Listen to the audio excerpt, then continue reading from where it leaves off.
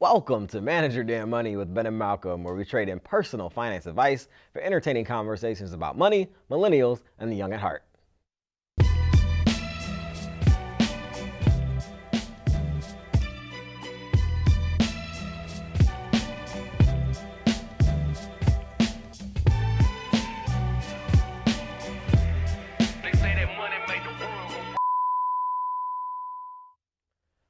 Welcome, world, to yet another episode of Manage Your Damn Money with Ben and Malcolm, where we trade in personal finance advice for entertaining conversations about money. Sir, how are you doing today? I'm good, man, but more importantly, how are you? I know you just had a milestone that just passed, and so I just want to check in with you. And I appreciate you bringing this up. Ladies and gentlemen, I appreciate you, Malcolm, for giving me the opportunity. Recently, the triplets, if those of you who don't know, if you're watching or listening to this for the first time, I'm the father of triplets. My wife and I have triplets, and they just turned 1 year old. That's huge. Which means I survived. You survived. I'm a survivor. You're like 1/25th of the way there. 1/25th? I thought it was 1/18th. Yeah, no, that's the old. Oh, that's the old model? Yeah, that's the old math. If you saying I got 25 years to go, good night. Well, yeah, so the girls just turned 1, which was an amazing, experience. They were born all at the same time. They were born a little earlier than, a kid's supposed to be born. So that was a big deal. And, obviously it's important for them, but I felt also like it was important to celebrate myself and my wife just because, it was hard.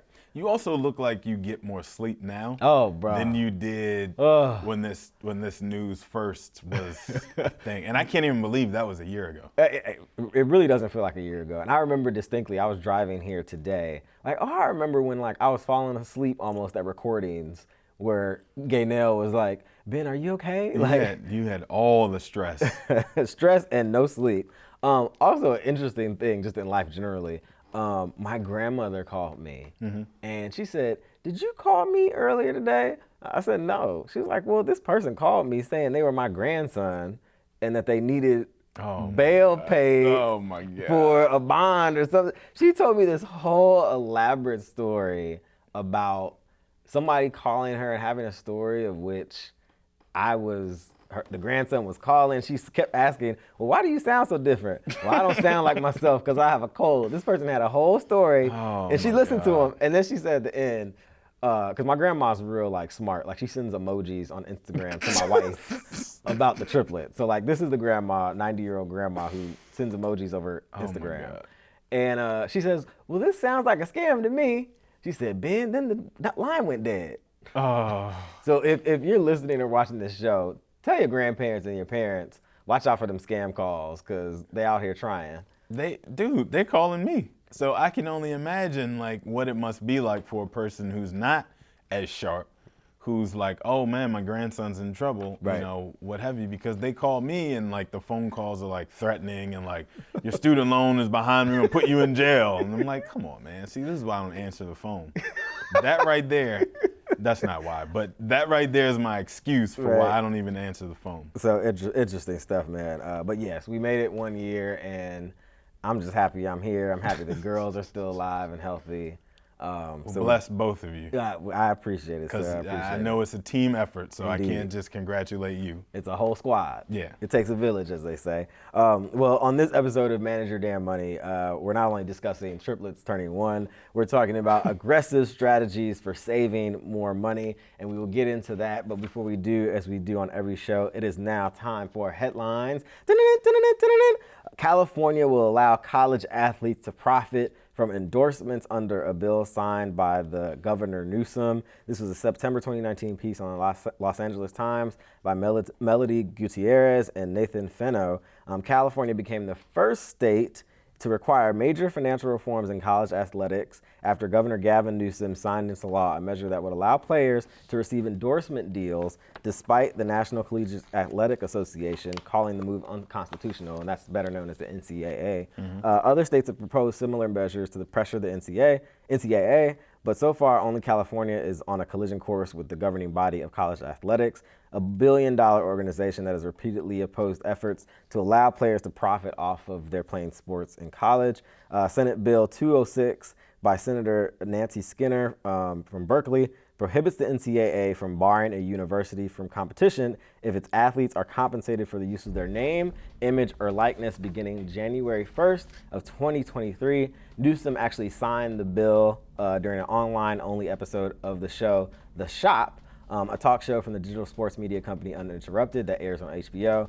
The governor appeared alongside LeBron James and the WNBA's Diana Taurasi and former UCLA basketball player Ed O'Bannon and former UCLA gymnast Caitlin Ohashi, whose floor exercise for the school went viral on YouTube in January. Malcolm, this is an interesting thread. Yeah. There's always talk every year about the NCAA keeping people from making money as they're in college athletics, even though college athletics makes tons of money through intercollegiate athletics. How do you see this changing the broader landscape of college sports? So it's a huge problem to try to overcome. Yeah. And so this is one big step in the right direction, I think. It's going to take a whole heck of a lot more steps in that same direction for this to actually get legs. I think it's great that it happened in the biggest state in the country, which means presumably they have probably the biggest share of colleges that participate in the NCAA. Maybe not, but presumably because California is so big, they got a lot of schools. So that'll help. Also, I like the fact that they didn't go right at it and say each player needs to be paid a stipend, which is also commensurate with the salary. It says if you are an athlete who is a big enough deal that you're able to figure out a way to monetize your likeness to get paid, then good for you. We're not going to stand in the way. That means that the university doesn't have to do anything extra to help you get there. They just can't stand in your way. Because there was a guy that played for like University of Central Florida, I want to say, who got kicked out by the NCAA because he had a YouTube channel. Oh, the kicker. Where, was he a kicker? I think so. Okay. I used to follow him. So he got kicked out of the NCAA and they stripped him of his eligibility because he was making YouTube videos, which were basically parodies of what football practice was like. But because he appeared in his UCF football jersey, he was in violation of NCAA rules. Making money. And that counted as his likeness. And so they made him take down the paywall on his YouTube channel. He put it back up. They stripped him of his eligibility, which then means that he couldn't go to the NFL and become a professional kicker, nor could he go to college for free anymore. So he's kind of in no man's land at that point. I think he made the conscious decision to actually become a YouTube star, which is... He did. I didn't agree with that decision. I thought he was an idiot. But with that said, in this particular situation, starting in 2023, assuming this whole thing holds up, he wouldn't have to choose. And what will happen is, the reason this is a good move for the governor of California, first mover advantage, how many kids are going to transfer to California schools to take advantage of the opportunity to monetize their likeness? That's something that I did not think about when I first read this story. I'm always thinking about the economics. I actually posted this on Facebook, and one of the people in our Facebook group, which you should join if you'd like, actually mentioned the fact that he was the one that brought it to my attention that, this is now suddenly a recruiting advantage for universities based in California. Hey, come to our school, get a free education, play, you're gonna start on our team, and guess what? You can go make $2,000 a month from the pizza shop down the road that's near campus. And also something that was brought up is that it's not gonna impact a great deal of players. It's only going to impact the top level, like think Reggie Bush. Because really, truly, as a college player, the only people who have that level of like marketability is like Reggie Bush, Vince Young. But there will become more though. So if you think about the fact that like Reggie Bush was kind of a one-off. But if you think about so for example, Tariq Cohen, the running back for the Chicago Bears who went to North Carolina A&T, the only reason that he was drafted from a small HBCU, in comparison to a powerhouse like UNC or Duke or NC State or the other schools in the state, the only reason that anybody ever knew who he was is because he was posting videos on Instagram of himself doing backflips catching footballs. So if he didn't have the ability to market his skills that way, he wouldn't have been invited to any NFL combine. So if you think about just that, he could potentially have monetized that ability, that skill, online, regardless of whether he was actually any good at playing football. Right. Just the fact that he can do a backflip and catch 2 footballs simultaneously, people are amazed by that and willing to pay a few dollars to watch it. So I think you'll have still some lower level talent athletes that'll will figure a way to make themselves charismatic on camera, and they get paid a few dollars with that free education. Lots of opportunity for that, especially in this era of media. Another story where in California is still pushing the bar on many fronts. Portable benefits would provide a safety net for millions of gig workers. This was an October 2019 piece on Fast Company by by a woman named Carissa, whose last name I cannot pronounce. Assembly Bill 5, recently signed into law, also by California's Governor Gavin Newsom, is one of the most high-profile steps taken to date to dictate how independent workers are treated in our 21st century economy.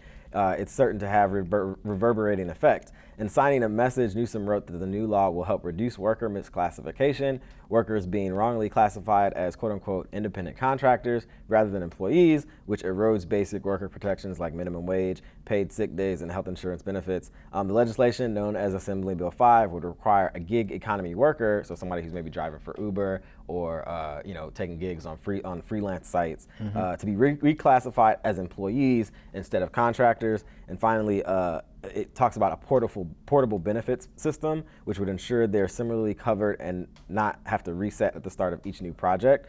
This would be universally true whether they're working full-time for Uber or, as often the case, working on multiple projects for different employers at once or moving from one employer to another. And essentially, I think it's a component where we think about benefits as employer specific, where you get employed and then you get your benefits package. What this law or thing seems to address is the idea that you should be able to take your benefits with you regardless of what kind of work you're doing, which is an interesting concept considering how things have been in the past. I was reading, first of all, Clarissa McClissack?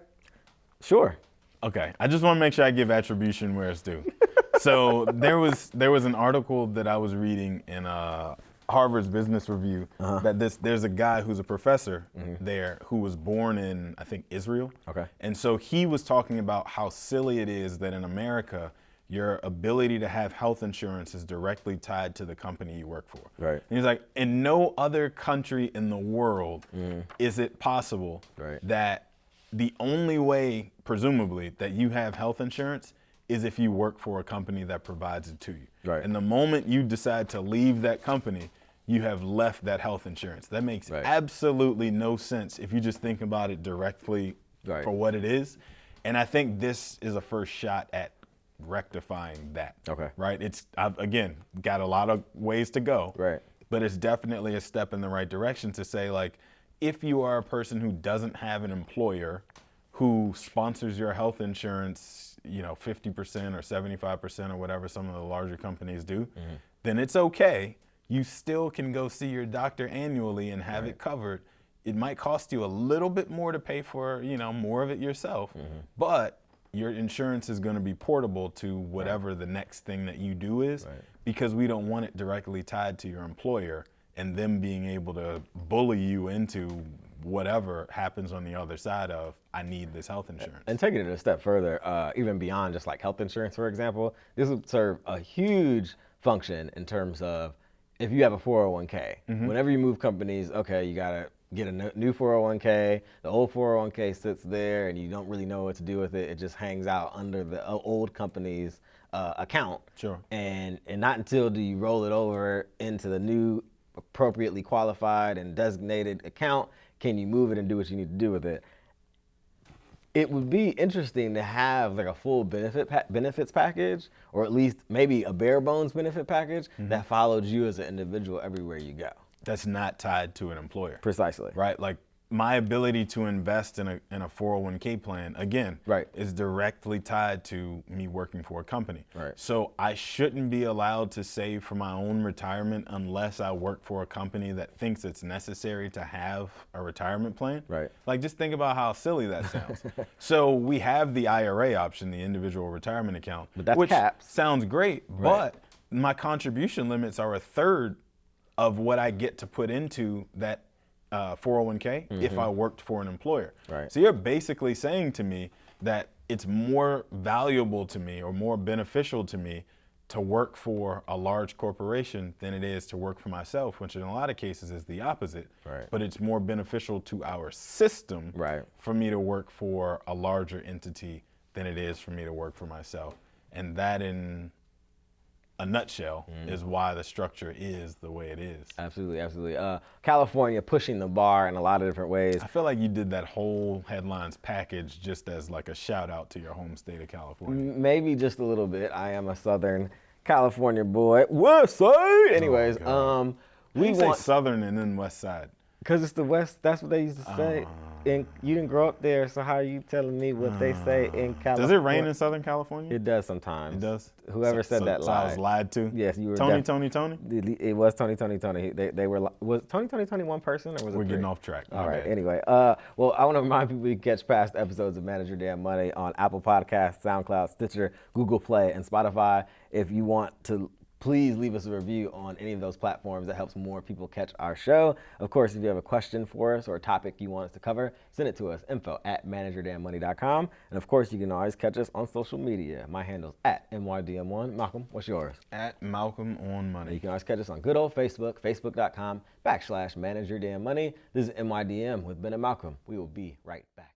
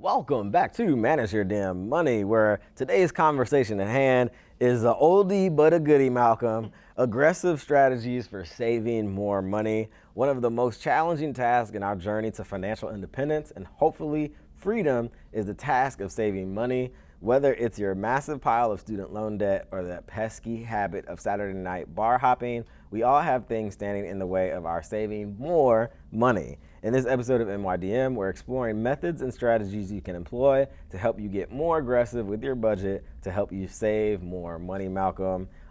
Every now and then we got to do one that takes it back to basics. Right. And this is one of those. A piece that we pulled for this particular show, saving 50% of your income. This is an August 2019 piece on thebalance.com by Paula Pant, not Paula Patton, but Paula Pant.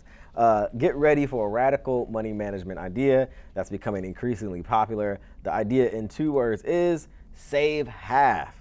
Save 50% or more of your after-tax income. At first glance, this sounds like an insane idea, but there's a small subculture of people who are saving half of their money. And it goes on to offer suggestions, the first of which is live on one income. If you're a dual income couple, the easiest way to save half is by living on one person's income while saving the other. Start by living on the higher of the two incomes. Spend several months adjusting to this budget. Once you're comfortable with this, try transitioning to living on the lower of the two incomes. Malcolm, could you pull this off in your household? Like, is this something you feel like you could get across and try? Before we bought a house, probably. Okay. One of us probably needs to make some more money for this to actually be like a working thing. Right. And we're dual income, no kids Dinks. household. Right. Right. So the life. Moment you throw a kid into there, it just completely blows up. Your life is never going to be better than it is right now, brother. So, let me tell you. I would love to say yes, but realistically, I don't know. Definitely out of range for me and my family of 5 with 3 children. Also, another item that it says, focus on big wins. When saving, start by targeting your 3 biggest expenses. For most people, this will be food, housing, and transportation. You may need to downsize to a smaller home. Some people have saved half by moving into a duplex or triplex and living in one unit while renting out the others. The rent from the other units covers their mortgage, so they can avoid having any out-of-pocket housing expenses. Also, it mentions target recurring cost. When saving, don't forget about the quote-unquote invisible expenses.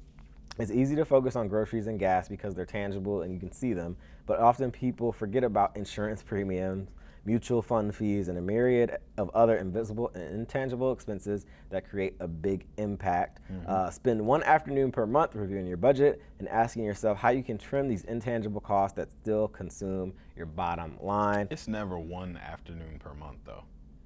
Like it sounds great to say it that way, but like even I, as a person who is like professionally trained to know how to bring these things together and make them make sense on one spreadsheet, it takes like hours of digging out and actually like pulling, the last 3 months of history of your electricity bill, for example, or your car insurance, or like it actually. It takes a little work. All these disparate threads, and then you have to have the energy and wherewithal to actually do it, which is half the battle anyway. So there's a lot of software out there that does make it easier to categorize these things and bring it all together now.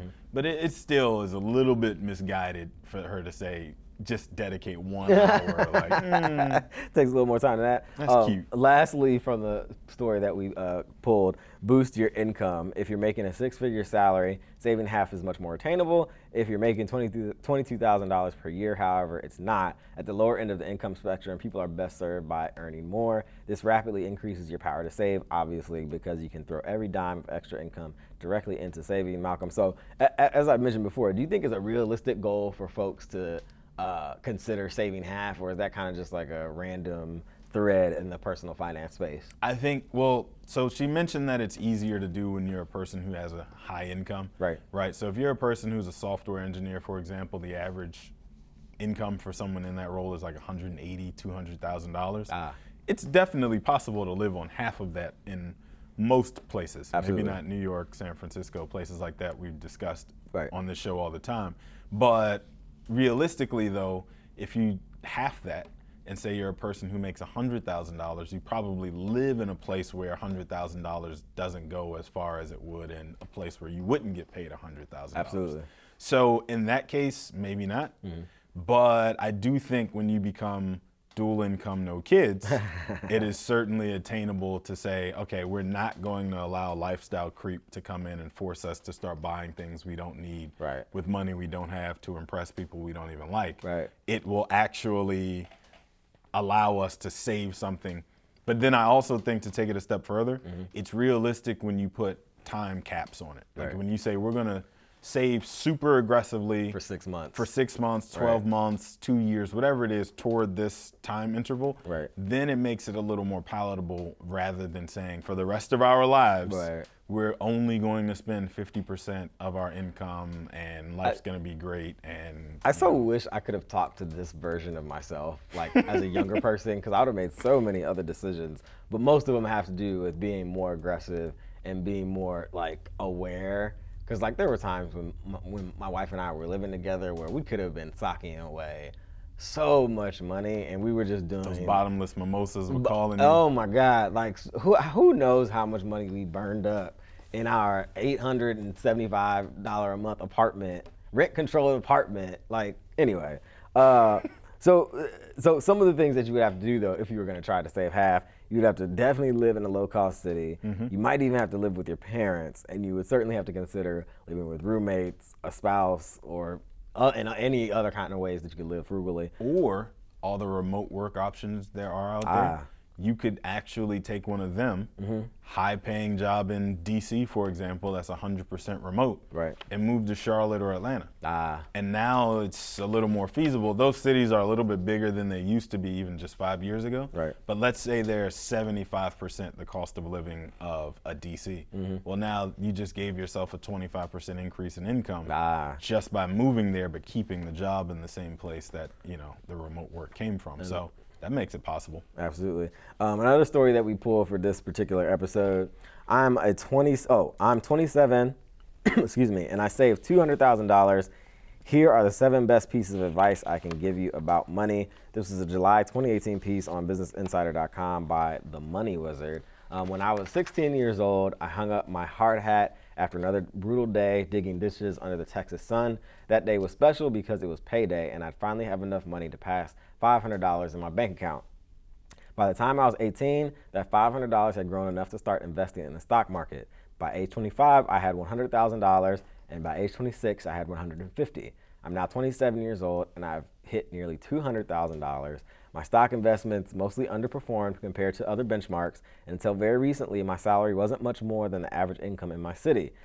He listed a list of items. I didn't pull every single one of them, but I pulled the good ones.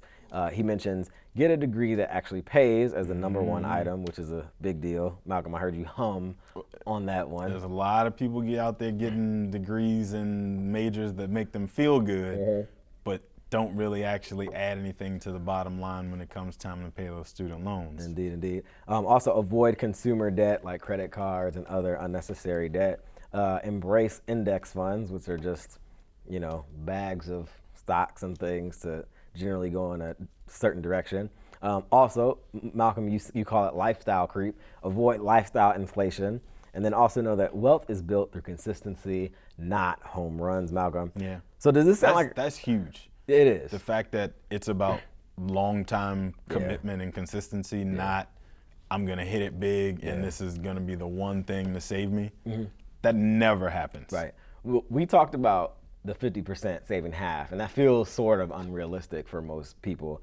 Does this story sound unrealistic? $200,000 saved, at least in retirement and all accounts or whatever, by 27? No, I think, well, for one thing, I think it's important to mention that he or she, I don't think they actually said which. It was like a pseudonym, The Money Wizard. So this person probably had to forego a lot of like fun in order to make this happen. Yeah. Not necessarily, but probably had to forego a lot of the expensive fun, let's say that. So the trips, Instagram-worthy trips with your friends to Greece, 3 or 4 times a year, and those kind of things. Probably had to forego quite a few of those. Right? I've been to a lot of those places. If it's important to you to have $200,000 saved at 27, Greece is probably not on the. It's possible, right? There's those lifestyle bloggers that tell you how they got to backpack around Europe for $86 and you know, it was the best time in the world. I'm never staying in a hostel. So that advice has nothing to do with me. But if you're a person who you want both, there you go. So I think it's possible. I just think, you know, a lot of credence has to be put on the things that you have to forego and how uncomfortable a lifestyle you might have to live to get there in order to get there. You mentioned the word hostel, completely unrelated. The first time I walked into a hostel, and I think I've only really stayed in one truly because it was like part of a program or something in New York, I was so confused. I was like, why are there other people coming into this room? Why is there a sink in the corner? Like, what? I was genuinely, I had never like in my life. It was the nicest prison you had ever seen in your life, right? That's what it felt like. That's what it felt like. Anyway, but starting early and staying consistent is probably the greatest key in saving money. How do people miss the mark when it comes to saving for the future? Thinking that everything counts as an emergency. So, for example, like the next Beyonce concert that gets announced, tickets are going to be... That's a legitimate emergency. Tickets are going to be $1,000. The good seats. The good seats are going to be $1,000, and those resales that people try and pick up 2-3 weeks before the concert. Beyonce is not an emergency in my opinion. In my professional opinion, that's a legitimate emergency. Beyonce does not count as an emergency. Okay. Right? I'm listening. But the moment you take $1,000 out of your savings account to go see Beyonce, right, you're hustling backwards. Because also there's the outfit, there's the meal and entertainment before and or after the concert. Absolutely. There's all the things that go along with it that make it more than a now $1,000 ticket that are all going to come from the same place, that pool of money you put to the side for a rainy day. Right. So things like that we justify in our minds to say, oh, this is an emergency, I got to actually pull these funds to make this thing happen, that really aren't emergencies. You should have just planned a little better.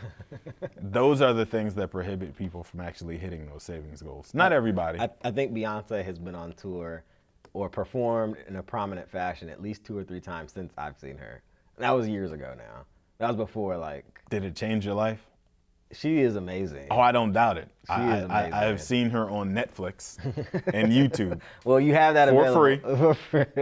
Not quite for free on Netflix. Turn the volume up as high as I want to, and it's like I'm there. Indeed, indeed. Well, also, before we go to our next music break, how do most quote-unquote average people accumulate a great savings account? You know, just call it relative to their income. How are people able to accomplish that? Long periods of time. Okay. Really, that's really what it comes down to. And it's not necessarily to say you have to wait until you're 80 years old to see your investment portfolio hit $1 million, right? Because despite what Susie Orman says, foregoing that latte every day is not going to make you a millionaire. Nah. Doesn't happen that way.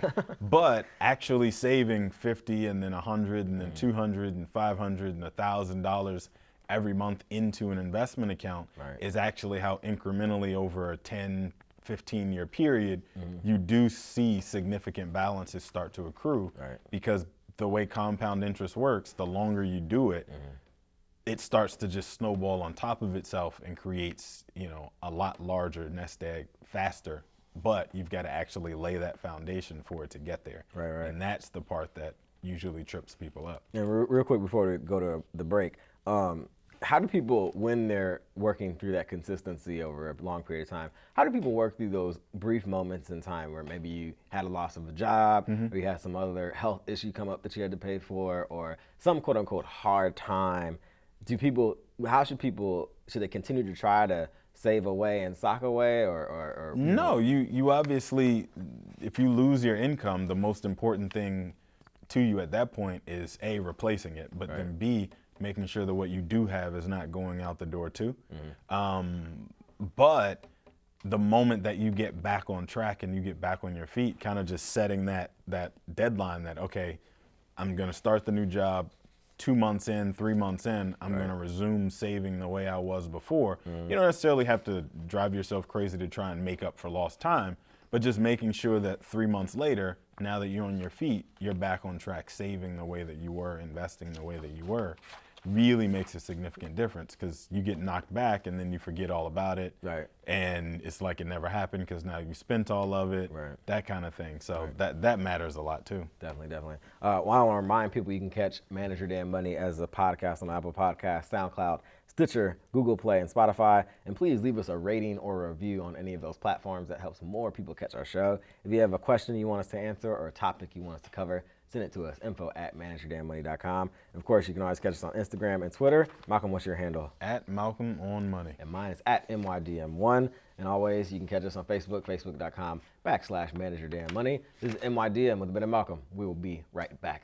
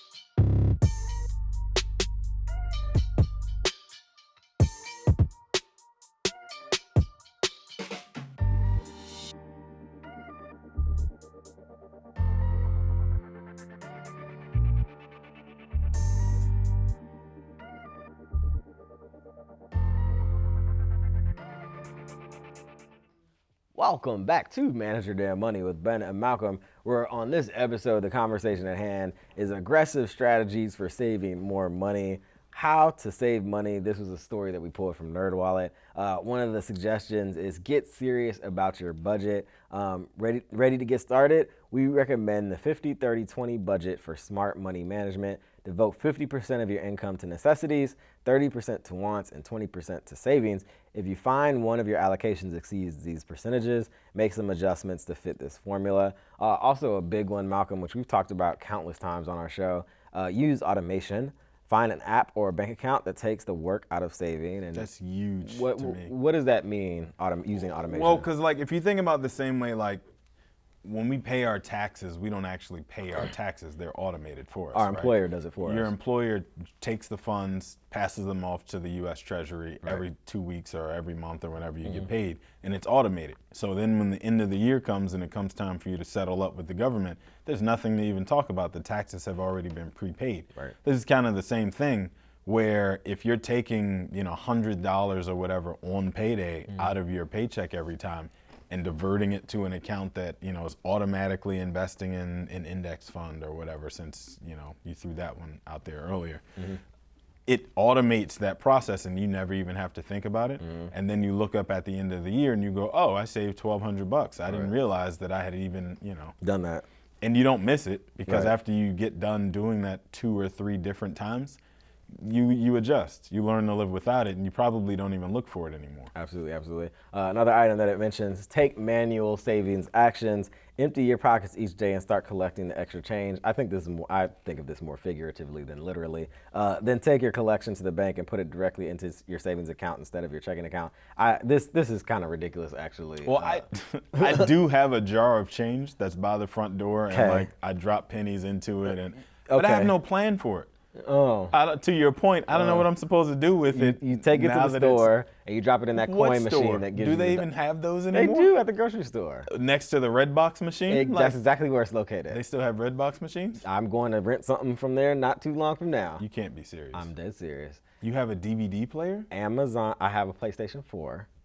And Amazon wants to charge me for the movie. What year are you Wait a minute. living in? The movies I want to watch are only available as purchases for $15. And so I was like, what if I look at this? If you wait 8 days, they'll be free. I've been waiting for it to come on to rent, where I can rent it for $6 or $4, and it still hasn't happened. So I can go next door to the grocery store. My mind is about to explode.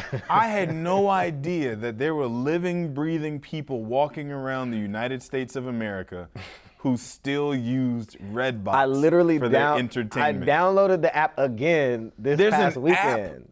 There's an app. Yes, it tells you what's in the Redbox. Where do you play DVDs? In a PlayStation 4. Oh my God. It's a Blu-ray.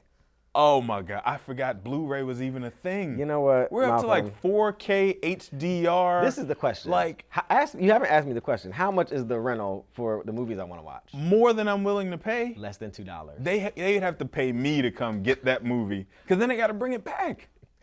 The grocery store is steps from my house. Whose grandfather are you? Oh my God. Dude. We talking about saving money, right? We were talking about using technology to automate your savings, and you have taken us back to 2003. I mean, you might have food stored up for Y2K that we need to talk about. Should I start playing a Jagged Edge track or something? Oh, man. On your CD player? Yes, clearly. Your car doesn't even have a CD player, does it? No, it does not. See? Anyway, all right. We're way off topic, Indeed. But I'm just like blown away by this. Sort of, but I'm going to save money and see the movies that I want to see. I guess. So anyway, also another element that the story asks or brings up, restrict online shopping, make it more difficult to shop online. When you shop regularly at a retailer's website, it's convenient to create an online account to save your billing information. But if you force yourself to input your shipping address and the credit card number each time you order, you probably will make fewer impulse purchases. And I know I had to do this, Malcolm, primarily by removing the application, of which I've discussed on the show many times, my favorite clothing retailer. Here's my thing, though. Go ahead. You shop online to your favorite store. Yeah. You make returns online. You just drop it and go. Uh-huh. But you physically rent videos? I just the fact that you're calling them videos right now. This just, I mean, really, you have to go pick up the cassette and drop it back off. What happens if you go all the way there and somebody else has the video that you want to get? Then what do? You drive to the next Blockbuster to pick it up? I don't understand what you like. Luckily, the app will tell me if it's inside of the red box or not before I leave my house, which we already discussed. All right, my bad. Continuing on, the story also mentions canceling unnecessary subscriptions. Uncheck the auto-renew option on any subscription you aren't using regularly, such as subscription boxes or streaming services. I think that's huge. Okay. I think that is huge. The fact that folks will forget that they have a subscription to something until the next box shows up. I told my mom and my sister months ago I was going to take my credit card off of the Netflix account that we all share. I still haven't done it. And so nobody watches it? No, they use it, but my sister, she changed the password because apparently we had a fourth person on there who didn't know who it was. She changed the password, but she didn't throw her credit card in there. I'm like, so do you split it between 3 credit cards? No, I pay for it. Okay. And my mom and my sister use it. But you clearly don't watch it. Not nearly as much as probably either of them. Certainly not as much as my sister. I need to get that switched. I need to handle that. But that's an example of me not doing what this is saying I need to do. Also, but you go to Redbox. You have a Netflix subscription, but you go to Redbox. I can't get past that.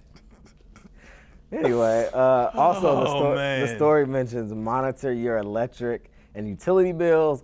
Big and small changes in your energy uses can help you save as much as $500 annually on your electric bill. Malcolm, I know you go around turning off lights in your house. You're absolutely right. I know you do. I opened the water bill the other day. It's only 2 of us in the house. And I opened the water bill and immediately I turned, you know those Progressive commercials where they're like, ever since so-and-so bought a house, he turned into his dad. I'm like, who's using this water? like I literally... You know the dad on Everybody Hates Chris that always knows how much everything costs. Terry Crews. Yeah, that is me 100% of the way. I'm like, what do you do? What is happening? That's 72 cents of water that just like, what is this? Girl, what you doing? I am 100% that person. You better stop washing your hair. Right. You better wash your hair at the gym. That's funny. It's free. Also, tracking spending. Get a true picture of where your money goes today by keeping track of your monthly cash flow, your income minus your expenditures. This will also make it easier to mark progress towards your saving goals. And that's obviously also kind of like a component of budgeting. You know how much is going out. You know how much is going in, Malcolm. Yeah. So just a list from us, some tried and true tricks of the trade when it comes to saving. The most important thing, as we mentioned before, you got to automate everything. And what that means is, or at least something a little bit more specifically, you obviously have when your every 2 weeks check comes, it hits your checking. Mm-hmm. And then maybe you send a little bit to your savings. Mm-hmm. But a strategy that I learned a long time ago is you have a secondary savings, or maybe a third or a fourth, where you're sending these different sets of money to those different accounts automatically, so you don't have to think about it. Well, so to the point you were making where you make that transfer from your checking account to your savings account. If you eliminate that step, right, and then put your savings account as a direct deposit, destination for your direct deposit, the funds go in before they even come into your checking account. So it eliminates that temptation for you to break that link one day when you decide, oh, I want that $200 for Beyonce tickets. Right. Like, it eliminates that link too and makes you at least take that manual step.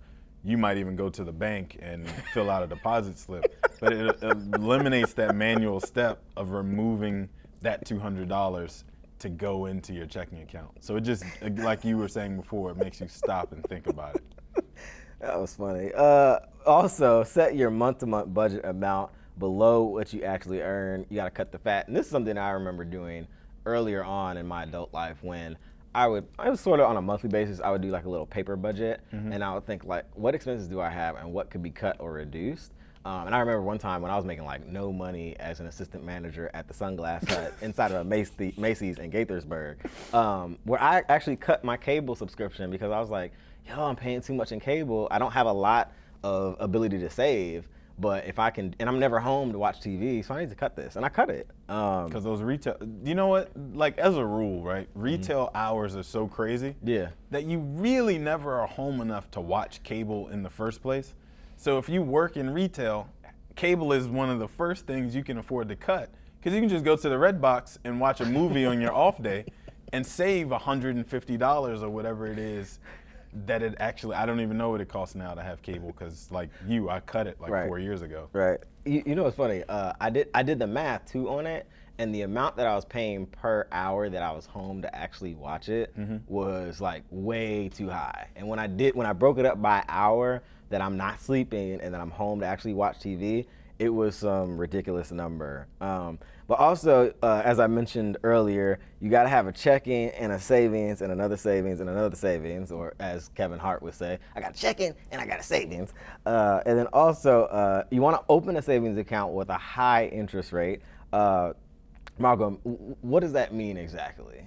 Well, there's a lot of online banks right now that are offering interest rates above like 2%, 2.5%, where basically the average checking account probably pays you like 0.1% in interest. Right. So we're talking, was that 25 times that amount that other banks are willing to offer you, and it's usually online banks because they don't have to cover the cost of like brick and mortar locations like the larger banks do. So they offer them to you, and just by getting that extra 2.5% on your savings on an annual basis, because your savings is presumably the money that's going to sit for long periods of time. Right. You do earn a decent bit of interest compared to it just sitting in a checking account where they pay you next to nothing for the same time period. And that's basically free money. Yeah. Even if it's a few bucks at a time, it's more money than you get sitting in a normal checking account. Because when you deposit money into a bank account, you're lending that money to the bank. Literally. And making an agreement with them that they're allowed to then turn around and lend it back out the other side of the door. So you might as well get paid as much for it as you possibly can, because you're taking on the same level of risk anyway. Right.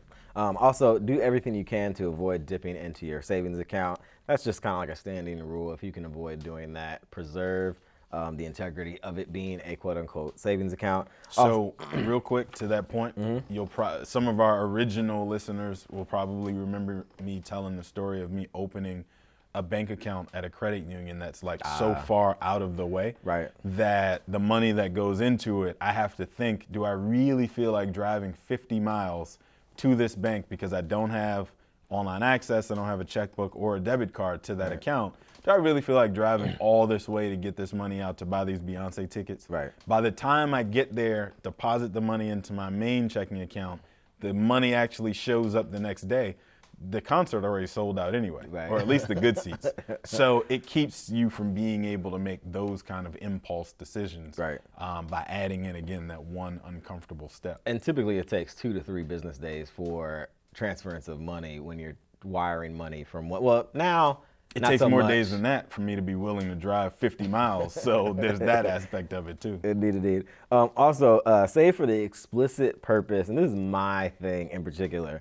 I can't do it anymore, but I used to be able to do it. Save for the explicit purpose of being irresponsible. Have an account set aside just for tricking off. Such an oxymoron to save money to be irresponsible. But it's necessary. Yeah, I get it. I get the concept. It just, as you say it out loud, it's like, I'm going to be responsible and save money so that I can go blow money fast. Right, indeed. At least the amount of money that's in that account or in that whatever you have it in. And then also consider investing in market index funds. Also automate that. And as much as possible, plan your life goals. And I think I mentioned this earlier. This is a big one for me because had I done more planning and executing earlier on in life, I feel like I would be even in a better situation financially. There were some times where I was making good money where I actually had 2 full-time jobs and was not as prescient or thinking ahead in terms of paying off my student loans. I was making the minimum of what I was required, but I wasn't being aggressive in terms of paying them off or paying them down. And I regret that now. Like, I was at the bar every Friday religiously, like getting dollar drinks and carrying on. Buying drinks for other people. I think that's one of those, okay, so that's another rule we need to kick in as a bullet point. Is the fact that making the minimum payments will keep you poor forever. Yep. So you have to pay something above what's required, because that's basically their calculation of, this is the minimum this person can pay and still be able to afford to pay us next month too, right? Like, this is what keeps them from going into default, pays off all the interest that was required for this month, but then creates just enough space that we can come get it next month with another fee. So paying the minimum payments is gonna keep you poor in perpetuity. And the problem with not planning, because had I planned and been a little bit more serious, it would have set me up better for where I am now. But so my advice is simply make sure you're planning ahead and planning seriously, because had I done that, I'd have been in a better situation now. Michael, my question for you: when folks have strained budgets that limit their ability to save, what are other things they can do to kind of make room to try to save at least a little bit? I think side hustling, as much as we throw that term around and it's probably lost some of its significance. Like, literally just using a skill that you currently have that somebody out there is willing to pay a fee for. Going on sites like Upwork and Fiverr and things like that to just complete simple tasks in your free time really do significantly help, pad that difference, right? Like, there was a point where I was working a part-time job as a bartender just to fill that time, because I was like, I got a lot of free time when I get home from work, I should go do something else. But the cash that I saved in that year that I was working as a bartender was pretty significant. I don't remember exactly what it was. Let's say like $15,000. Like, that's a car. So, that makes a difference too. Indeed. And then also, when we're talking about, stretching the margins and making space for savings when you don't have a lot, that's one thing. How do you encourage your higher net, or what's the conversation you have with higher net worth individuals when it comes to savings explicitly? Well, it's a little bit different. So we were talking about like the folks who are high income earners that, you have the ability to live off half your income, for example. That threshold of somewhere north of like $150,000, you start to be afforded a lot more leeway on things like maxing out all the retirement plans that are available to you and making excessive contributions into, those different kind of plans, and then also investing a significant amount in index funds or the stock market or whatever. But it's at that point, somewhere around like $150,000, that those doors open up to you a little more. So the stories we read, like the one before that we went through, where folks are earning a normal living, an average living, and still somehow being able to save significant sums of money, those to me are where it's a little bit more impressive. Because, if I have $150,000 of income, $200,000, $300,000 of income, as long as I can cut my expenses to something reasonable, there's no reason really that I can't save.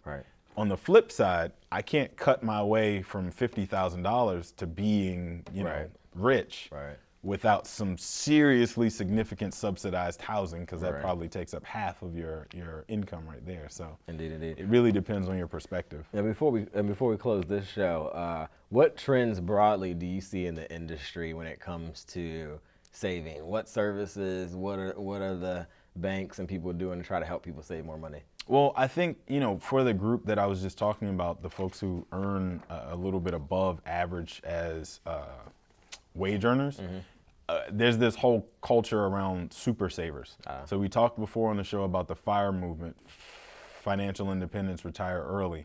Those folks have somewhat been dismissed as being a little bit nuts.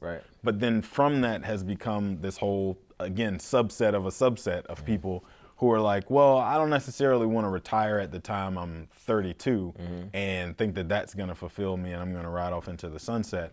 But I do want to get into the habit of saving. So anybody who saves more than 15% of their annual income is considered a super saver, because unfortunately we as Americans save less than 10% of our income on an annual basis. So I'm seeing that culture of super savers become more and more prevalent. And I think that's encouraging, because at least that means that folks are having serious conversations among themselves while they're consuming those bottomless mimosas, talking about how much they've saved above and beyond what the status quo is. After they've hopefully listened to a great show called Manage Your Damn Money with Ben and Malcolm. Very interesting conversation and something that we love to hit every now and then. I want to also say that I will let you, Malcolm, know on our next show how those dollar and few cents movies are when I rent them from Redbox, The Equalizer 2, and Venom. Here I come. Anyway, I want to remind you can always catch past episodes of Manage Your Damn Money on Apple Podcasts, SoundCloud, Stitcher, Google Play, and Spotify. Please leave us a rating or a review on any of those platforms. That helps more people catch our show. You can also send us an email if you want us to cover a particular show or a particular topic, info@manageyourdamnmoney.com. Of course, you can always catch us on Instagram or Twitter. My handle's @MYDM1. Malcolm, what's yours? @MalcolmOnMoney. Of course, you can catch us on Facebook, facebook.com/manageyourdamnmoney. Thanks once again to our partners here at Montgomery Community Media for yet another amazing show. Until next time, be good with your money. Peace. Peace.